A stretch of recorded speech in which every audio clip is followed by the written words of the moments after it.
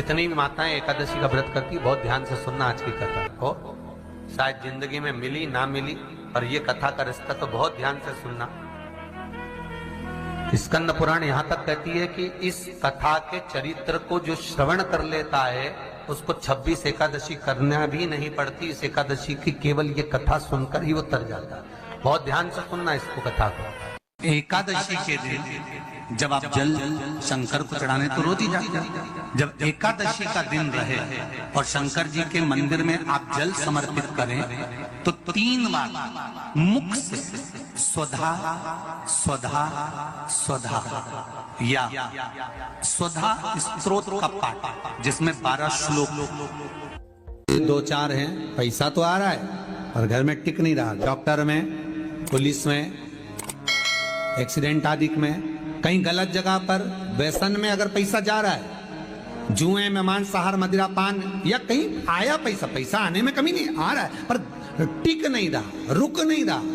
कोई मांगने आ गया, दे दिया, फिर वहां से अपने पास नहीं आ रहा, अपन कह रहे हैं भैया हमारा पैसा लौटा दो, नहीं आ रहा। तो महाराज शिव महापुराण की कथा कहती है एकादशी के दिन गंगा के जल में मात्र 7 बेलपत्री डालकर जो नंदीश्वर भगवान अर्थात जो शंकर जी के शिवलिंग के सामने नंदी होता है, उस नंदी के चरण पर गंगा का जल चढ़ाकर बेलपत्री शिव पर समर्पित कर देता है, उसके घर में रुपया रुकना चालू हो जाता है। फिर वो गलत जगह पर नहीं जाता, गलत स्थान पर वो धन जाएगा ही नहीं। तूने समझा, मांग तुझे क्या चाहिए।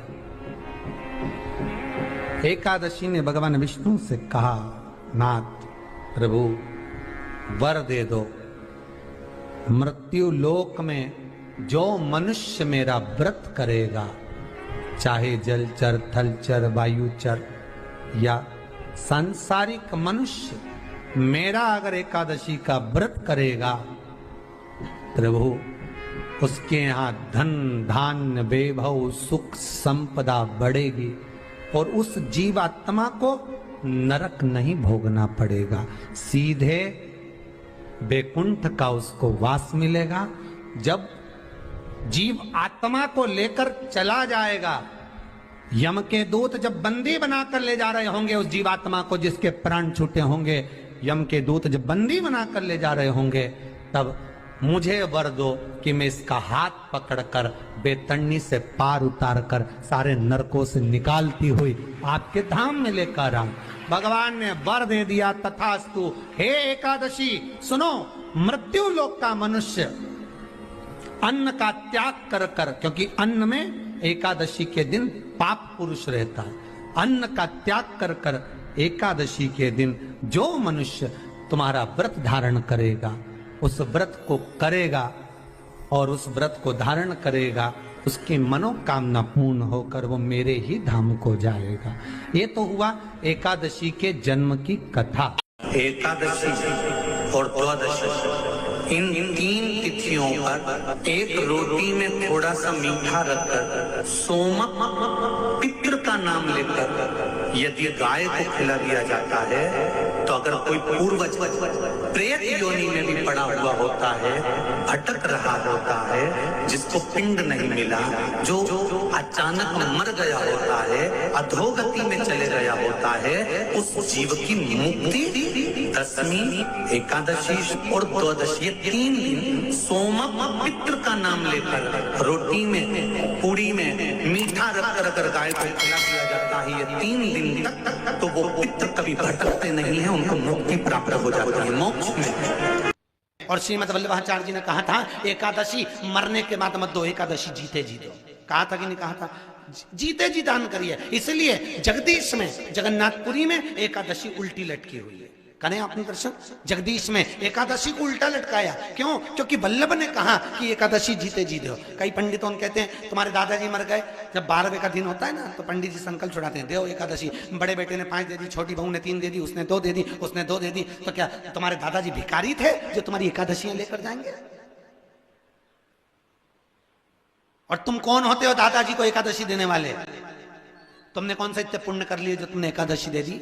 एकादशी के दान की महत्वता श्रीमद् वल्लभाचार्य जी ने कहा कि कोई व्यक्ति अगर खटिया पर सड़ रहा है, पलंग पर तड़प रहा है, हॉस्पिटल में पड़ा हुआ है, तो निवेदन है कि उसको देखने जाओ तो अपनी करी हुई एकादशी में से 2 एकादशी का दान उसको तुरंत दे दो। क्यों? तो जिससे उसको मोक्ष मिल जाए, मरने के बाद नहीं।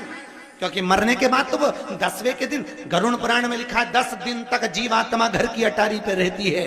कितने दिन? 10 दिन। 10 दिन के बाद जीवात्मा चली जाती है। कहां जाती है? उसको जहां जाना है। 3 दिन में चावल को भोग भोगना पड़ता है जीवात्मा को। 3 दिन नरक का भोग भोगती है, उसके बाद स्वर्ग का भोग भोगती है। 18 दिन में ये प्रोसेस पूरी हो जाती है। कितने दिन? 18 दिन। 18 दिन के बाद में उस जीवात्मा को धान के खेत में पटका जाता है।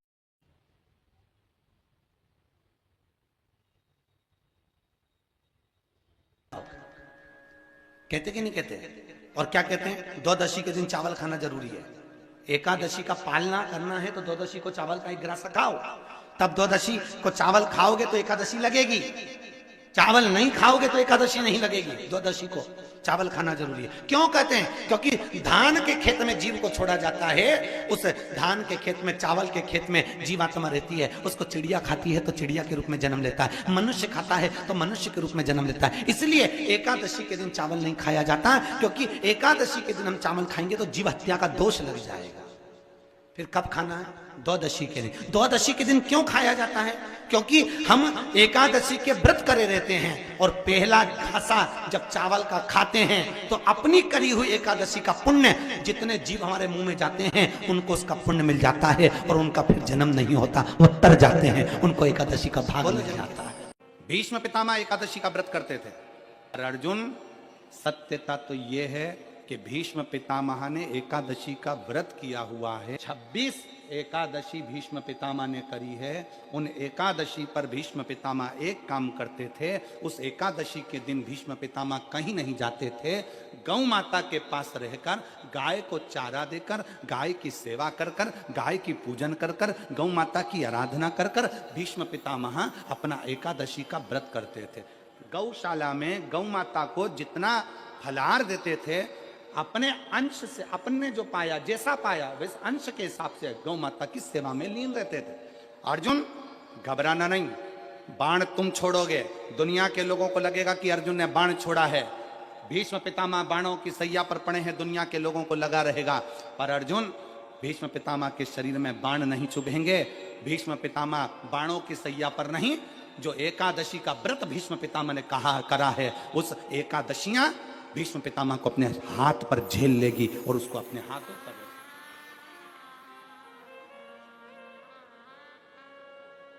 जिन एकादशी का व्रत भीष्म पितामह ने करा है, वो एकादशी भीष्म पितामह को अपने हाथों पर झेलती है। इसलिए हमारे पुष्टि मार्ग में जहां हम ब्रह्म संबंध लेते हैं, हमारे वल्लभ कुल में एक बड़ी सुंदर बात कही जाती है कि भले बकरी जैसे चरो पर एकादशी जरूर करो।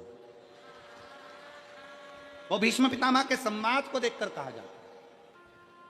वो भीष्म पितामह के संवाद को देखा जाता है कि भीष्म पितामह के शरीर को एकादशी ने अपने हाथ में झेल कर रखा है। आप पशुपतिनाथ का व्रत करते हो, आप 16 सोमवार का व्रत करते हो, आप संकट सोमवार का व्रत करते हो, आप शिवरात्रि का व्रत करते हो, सोमवार की अष्टमी का व्रत करते हो। उन व्रतों में सारे व्रत करो, मना नहीं है, पर उस व्रत में अपना पूर्ण समर्पण परमात्मा के प्रति रखो।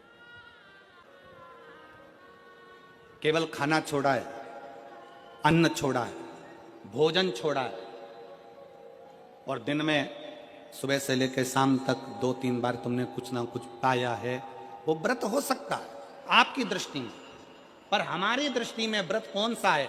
शिव महापुराण की कथा कहती है कि सुबेरे आपका व्रत चालू हुआ, दूसरे दिन ब्रह्म मुहूर्त तक जो आपका व्रत आपने रखा है, भगवान का जो व्रत कर रहे हो, उस व्रत में एक बात अपने अंदर उतार कर रखो कि इस दिन मैं अपने मोबाइल का त्याग करती हूँ। पूरे दिन मैं मैसेज नहीं पढ़ूंगी, मैं देखूंगी नहीं, मैं अपशब्द नहीं कहूंगी, मैं जानूंगी नहीं। दूसरा, आज के दिन मेरा व्रत है। आज 1 महीने में, 15 दिन में, 2 दिन में, 20 दिन में मैंने अगर किसी से भी अपशब्द कहा होगा, आड़ा टेढ़ा कहा होगा, तो सबसे पहले आज व्रत वाले दिन मैं उसको सॉरी कहूंगी, क्षमा मांगूंगी और अपने हृदय से लगाने का प्रयास करूंगी। व्रत है। व्रत का तीसरा अंश आज मेरा व्रत है, मैं आज के दिन किसी को भी अपशब्द नहीं बोलूंगी, किसी के लिए आड़ा तड़ा नहीं बोलूंगा। आज जितना बन सकेगा मैं सात्विक जीवन जीऊंगा। चौथा, आज मेरा व्रत है, आज के दिन मैं झूठ नहीं बोलूंगी, ना झूठ बोलूंगा सुबह से लेकर शाम तक। और पांचवा, आज व्रत वाला दिन है, जितना फलार मैं करूंगी उसका पैसा जोड़ूंगी कि 15 रुपए का मैंने साबुदाना खाया, 10 रुपए का बटाटा खाया, ये खाया वो खाया, सारा हिसाब लगाकर 55, 60, 70 रुपए जितने होते हैं उसमें से एक अंश निकालकर मैं उसका एक भाग किसी गौशाला में जाकर गाय को चारा जरूर दूंगी। आपका व्रत, आपकी साधना, आपका तप, आपका बल, आप कैसा कर रहे हैं? केवल भूखे रहने पर भगवत पद की प्राप्ति नहीं होती। शिव महापुराण की कथा कहती है कि भूखे रहने से भगवान की प्राप्ति नहीं होती। शिव पुराण की कथा कहती है भगवान को पाने की भूख बढ़ाने से भगवान की प्राप्ति होती है। भीतर से परमात्मा को पाने की भूख बढ़ाइए, भगवान को पाने की भूख बढ़ाओ भीतर से।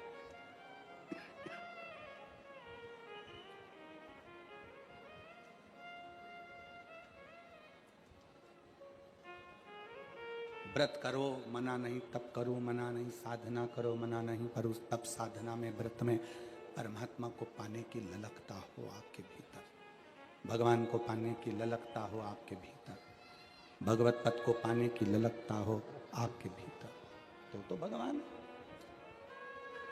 महापुराण की कथा एक बड़ी सुंदर बात कहती है, व्रत आप करते हो, उपास आप करते हो, नियम आप लेते हो, पूरा किसको करना पड़ता है? तुम्हें नहीं। व्रत आप करते हो, उपास आप करते हो, नियम आप लेते हो, और पूरा देवाधिदेव करते हैं, भगवान शंकर करते हैं। बस इतना जरूर याद रखें कि जैसे कुछ प्राप्त हो भी गया तो शिव को धन्यवाद देकर शंकर के दरवाजे पर जाते रहना, यह हमारा कर्तव्य है।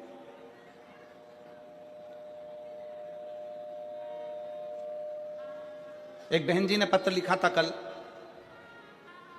उस पत्र में बहन जी ने लिखा कि शिव महापुराण तप का मतलब क्या होता?